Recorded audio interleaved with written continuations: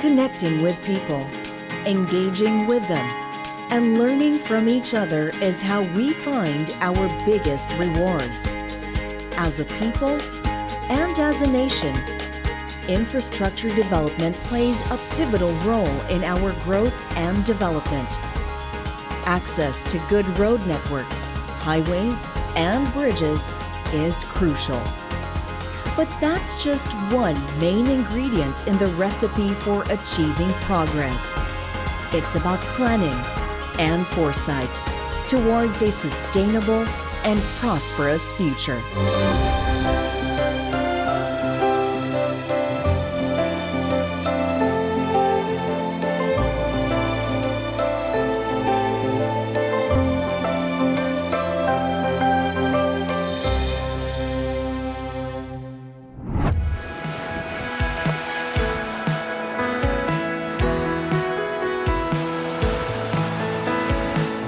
Here in La Union, the bigger the waves, the better.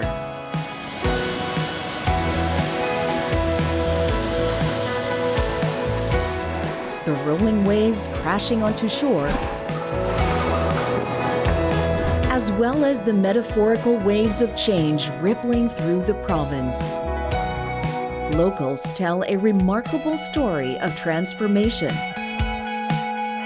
From a poor backwater region into a booming tourist hotspot.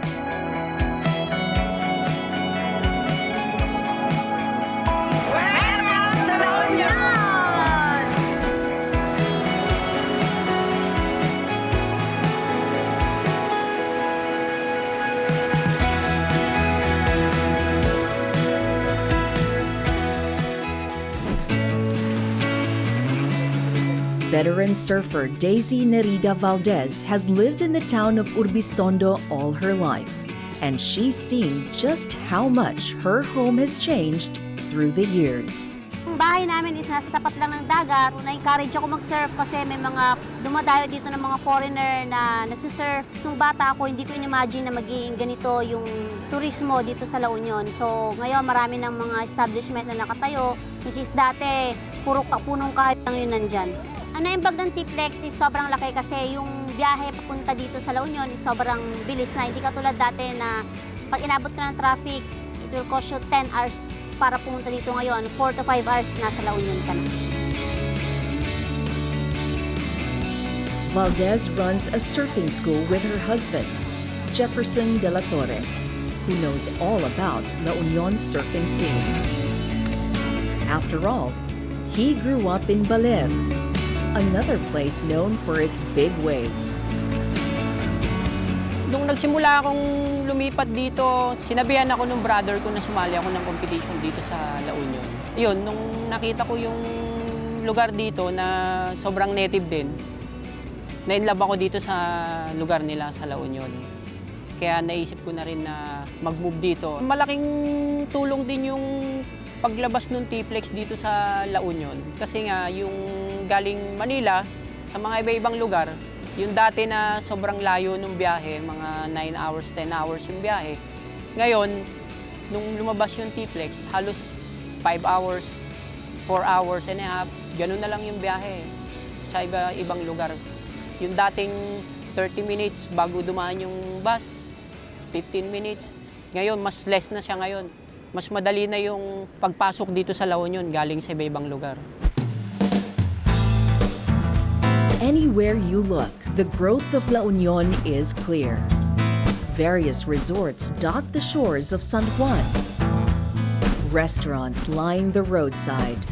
Everywhere else, there are inns, hostels, and hotels. What makes Circle Hostel different? We really want to try to be different in terms of how we engage with the community, with our guests. So it's very social. The whole place is designed so that you have maximum opportunity to interact with other guests. So lots of common spaces. It's really about having a friendly vibe. Kaya pati yung mga colors, no? We try to make it very bright. So yung hashtag No Strangers is related to to one of the elements that makes us unique, which is really our value proposition is if you come to a Circle Hostel branch, you will probably meet somebody new and you'll make friends. Pagbalik nyo ng Manila, yan, friends na kayo, and you might start traveling together. No?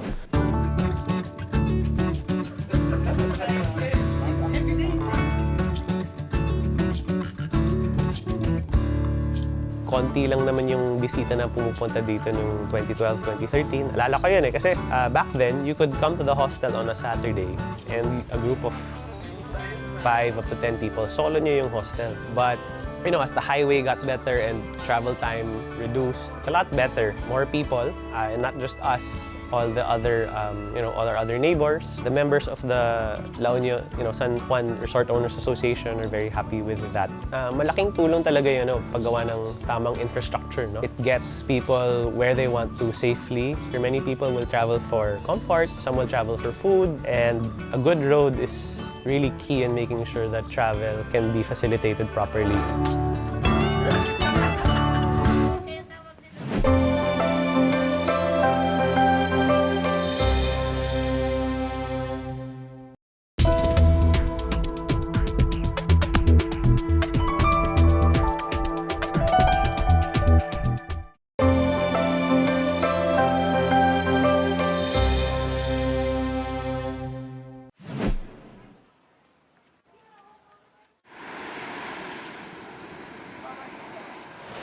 La Union is not content being the surfing capital of the North. It also wants to be the heart of agri-tourism, where visitors are enticed to spend time in a farm or ranch. Lomboy Farm has been in this business for decades and is considered a pioneer in the trade. Its main attraction? Grape picking. This business was started by my late father, Mr. Avelino Lomboy, way back in 1972. So during one of his trips to Cebu, he saw some backyard farming of grapes there. So he got interested. So he was also thinking of a plant or a crop that would replace tobacco in the Ilocos region. So he brought back about 20 cuttings. And so with no available materials locally, he experimented for 2 years. Through research and experimentation, in 1974, he was able to produce the first grape bunch. So back then, he saw the potential for grapes to actually thrive in the local industry, and that's how we actually started. People usually associate grapes with colder climate countries such as the US and Europe, and they're actually in awe that we have grapes in the Philippines. And I think that's a very significant achievement in terms of the farmers here being able to grow something that is not endemic in the Philippines. But the term agritourism has just been recently coined. So we got accredited in 2014. And together with social media, the interest exponentially increased during this time. So if we actually compare the tourist arrival from 2014 up to now, we have seen an average of 20% annual increase. And just this year, we're just halfway through the year, based on our records and from the records we've got from the local government agencies, we've already got 58% increase in tourist arrival for the half year alone. So we're expecting until end of year probably a 75%, 100% increase of what we have last year. We are very fortunate because of our location. La Union is like the midway between Baguio, Ilocos, and Manila. So given the new infrastructures that are being built, such as TPLEX, CTEX, amongst others, travel time from Manila, where most of our visitors and tourists are coming from, has been reduced significantly over the years. So most of the tourists come to La Union, to Bawang, would specifically ask, how long would it take them to travel? Time has become such a valuable resource right now. People, especially being so stressed about their work, people want to enjoy more out of life. Gracia Lomboy remembers a time when barely anyone visits La Union. Travel was hard and traffic a nightmare because of the undeveloped narrow roads.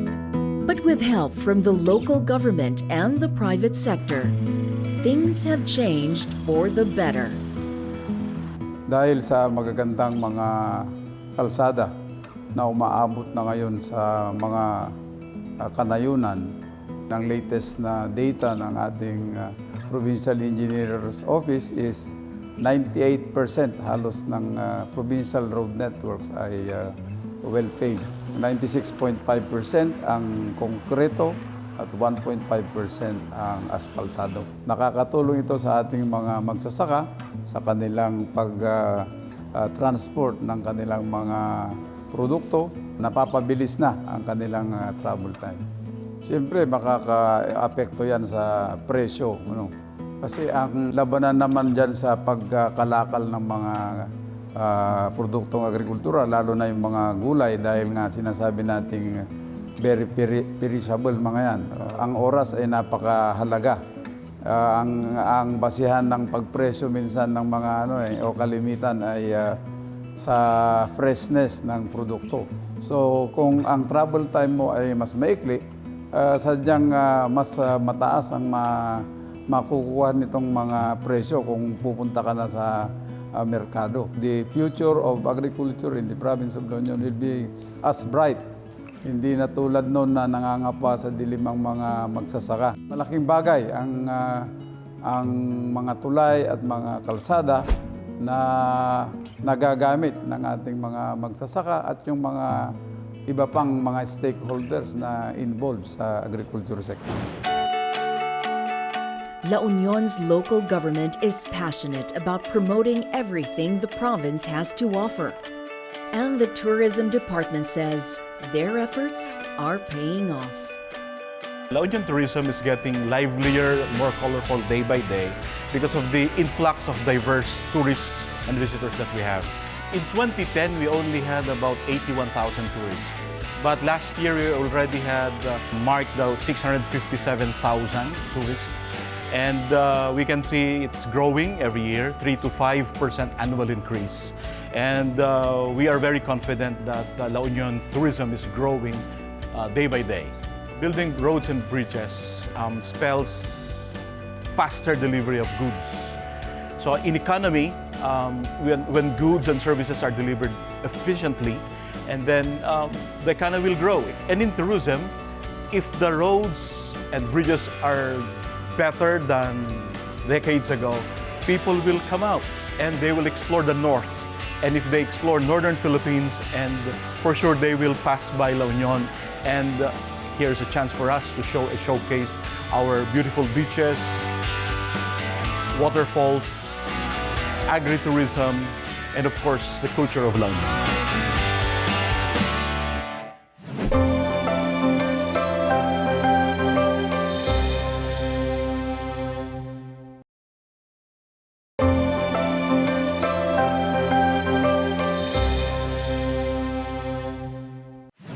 In this increasingly automated world, the art of making things by hand is fading, but all is not lost.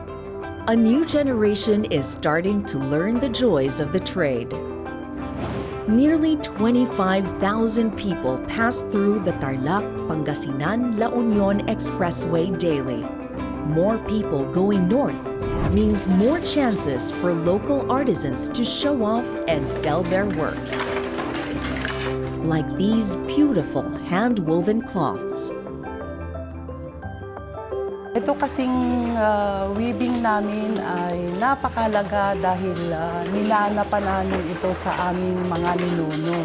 At saka, siyempre, 100 years na yan. Kaya ayaw namin mawala yan dito sa Bangar.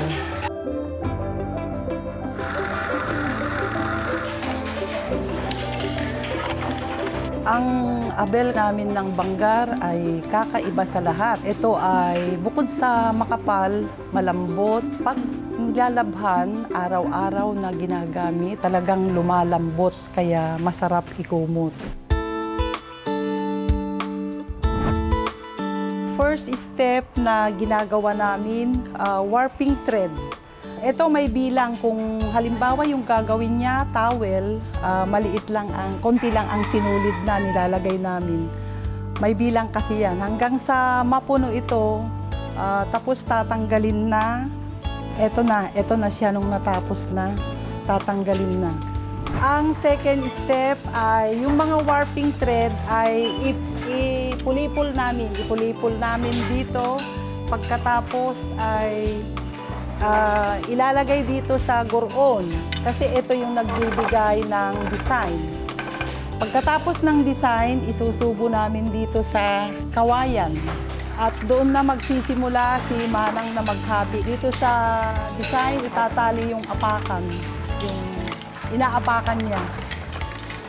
Itong ginagawa ni Manang Linda na hinahagis-hagis ay shuttle, barkilya ang tawag namin dyan. Diyan nililagay ng sinulid, nilalagyan ng sinulid para makapaghabis siya. Malaki talaga ang naitutulong ng expressway tulad ng Inlex at T-Flex sa amin. Nagbi-deliver kami sa Bigan, sa Paway, Maynila. Dito, more accessible na kami sa mga turista. At marami na ang pumupunta dito sa Bangar na galing ng Maynila kasi siyempre mabilis na ang biyahe dahil sa expressway.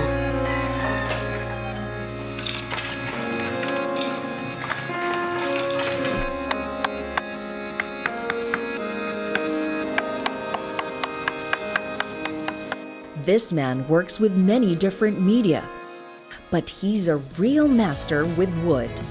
For Clinton Aniversario, carving is many things. A business, a personal passion, and even a form of therapy. We started this business last 2000, year 2000. Pero umpisa doon noon sa Mines View. And then nakita ng mother ko tong site na to along the highway. Dito na kami nag-migrate. And mas maganda kasi dahil may yung lupa, pwede kang magtanim ng kahoy na at the same time in the future magiging yun ang materyales. Naging passion na rin. Kasi nung umpisa, hindi naman nasa clothes yung mother ko. Pero nung naging yun na nga, yung naghahanap na ng mga tao yung anong kailangan nila, nag-divert na kami sa wood carving. Maraming nagpapatayo ng mga bahay, mas nagiging in demand yung mga wood carving and furnitures. Kakaiba dito is mga mixed media. Dinadagdagan namin ng ibang materyales yung furniture. Seasonal ang business na to. Kung maganda yung weather, maraming tao. Kung maraming holidays, may tao doon sa holidays. And yung mga ordinary days, wala talaga. Noon, kailangan talaga may ibang business ka para masustain mo yung furniture and wood carving. Pero ngayon na may highway, may T-Flex, nararamdaman mo talaga na ginagamit na ng mga customer yung mga sasakyan nila para maghanap ng ibang source ng produkto. Yun, nakikita ko rin sa mga kasama naming mga business owners dito na yung mga tambay noon nagiging furniture makers na ngayon. At dahil nga mas konti na ngayon ang mga skilled workers dahil nagsi-abroadan yung mga magagaling, yung mga andito na residente dito, naturuan na rin sila, doon mo makikita na lumakas talaga kasi mas dumami na yung gumagawa.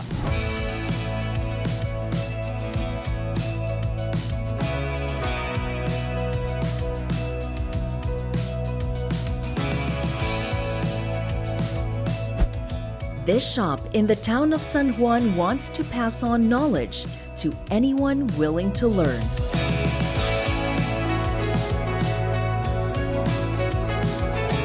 Dozen Baduyan's business used to produce beautiful pots by the hundreds. Over time, the business evolved into the only store in the area that teaches pottery. Yan, medyo siksikin po natin yung side ng clay kasi ang gagawin po natin parang yung cake. Ang pagdamilyan po ay isang Ilocano word. Ang root word po ng pagdamilyan yun yung damili. So sa English, ang ibig sabihin ng damili is pot or pottery. Pagdamilyan, paggawaan po ng pot or paso. So ang business po namin ay nag-start since 2001. Nag-start po siya as a retailer. And then naging producer. And then ito na po starting noong 2015. Nagturo na po kami ng pottery lesson. So napapansin nyo po ma'am, di ba, pag ginaganon nyo yung clay, sobrang lagkit. Yan, tapos yung texture niya, kaya po kailangan nyo magugas. Walang pressure ha, nakapatong lang siya, and then ikutin nyo. Di po ba ma'am smooth, compare yung kanina. Pero habang matagal ho yan na iniikot nyo, magiging yan, matikit ulit. Okay, ngayon po, butasan po natin yung gitna gamit po yung clamp. And then, ready na siya for molding. Ang position po ng kamay, dapat ganito, yung apat na daliri nasa labas, nakatayo. And then, yung clamp nasa loob. Ngayon, ang mangyayari po, habang iikutin ko po yung potter's wheel, itong clamp po natin, yan, pipisilin mo yung clay. Start ng 2017 hanggang ngayon, bigla pong dumami po yung mga turista na pupunta rito. Kasi lalong-lalo na po nitong summer, yung mga long weekend. Unlike po nung hindi pa siya bukas yung Tiplex, ano lang po siya, talagang weekend lang mayroon. Lalong-lalo na po yung mga millennial kasi bago-bago po sa kanilang pandinig o bago-bago lang po or hindi pa nila nakikita or hindi pa nila nasubukan. Dito talagang one-on-one with using your bare hands, may experience nyo po yung yung clay. Ito na po sir, nakagawa na kayo na i-mold nyo na yan. Yung kahit kayo, yung nagawa nyo po ngayon, ilalagay lang po natin sa isang tabi for air dry. Kasi kailangan na dry po siya bago natin i-bake. Yung paraan ng pag-bake po namin yung traditional. And then, lulutuin po namin siya at 800 degrees Celsius. Bago naman po dumating yung mga electric or yung mga makabago. Kasi yung mga makabago, ang purpose na lang nun for mass production na lang po. Pero yung pong manual, nandun pa rin po siya kasi mas mafe-feel mo yung clay. Yung love, yung passion na i-apply mo dun sa gawa mo, dun sa finished product. #LU. From surfing in San Juan, to grape picking in Bawang, to the many handmade products in the province, La Union has endless things to offer. All industries with great potential that wouldn't have been realized without proper infrastructure. And with more projects planned ahead for Northern Luzon, things can only get better.